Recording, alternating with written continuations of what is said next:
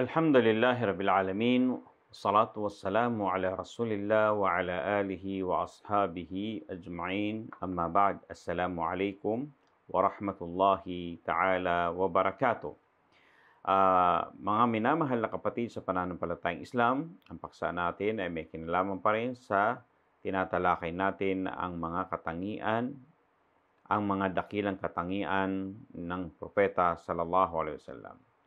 Sa episode 19 na ito, tatalakayin po natin ang tinatawag na sifatu sayfi Rasulillah sallallahu alaihi wasallam. Babu ma jaa fi sifati sayfi Rasulillah sallallahu alaihi wasallam. So ano yung tinatawag na kabanata? Ang kabanatang ito ay patungkol po sa uri o isa sa mga tanda ng hitsura ng espada ni Prophet Muhammad sallallahu alaihi wasallam. Ayon kay Anas bin Malik radhiyallahu ta'ala anhu, sinabi niya, kanat qabi'atu sayfi Rasulillah sallallahu alaihi wasallam min fiddah. Okay? Ang tambuko o tangak ay tinatawag na bilog na panangga. Okay? Mayroon tinatawag na bilog na panangga sa puluhan ng tabak ng espada ng sugo ni Allah sallallahu alaihi wasallam ay gawa sa pilak. Okay, gawa sa pilak.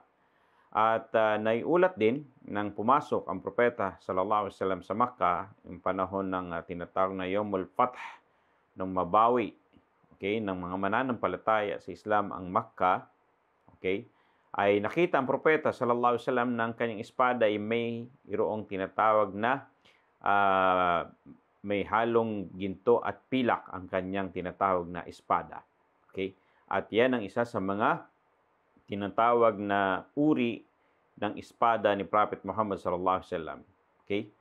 Yung kanyang tinatawag na tangak o kaya ng tambuko, okay, ng espada ni Prophet Muhammad sallallahu alaihi wasallam ay yari sa fiddah, yari sa tinatawag na pilak. Okay, yun ang isa sa mga mahalagang ulat at ganun din na nakita, na iulat ng mga sahaba nang pumasok si Prophet Muhammad sallallahu alaihi wasallam sa Makkah sa araw ng tinatawag na Yawmul Fath. Okay? Araw ng tagumpay ng mabawi ang Makkah, mabawi ng mga mananampalatayang Makkah mula sa mga musyrikin. Okay? Nakita na ang kanyang espada ay kung saan mayroong ginto at pilak. Okay? Inimpasya naman ni Anas bin Malik na ang kabi'a, yung tinatawag na kung saan tangak ng espada ni Prophet Muhammad sallallahu alaihi wasallam ay yari isa tinatawag na pilak. Okay, yari isa tinatawag na pilak.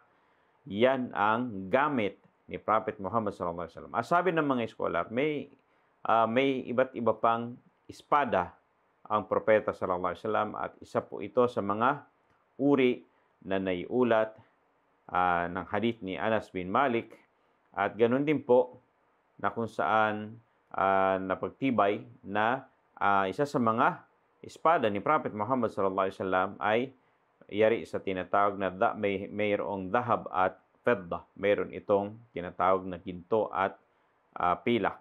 Okay?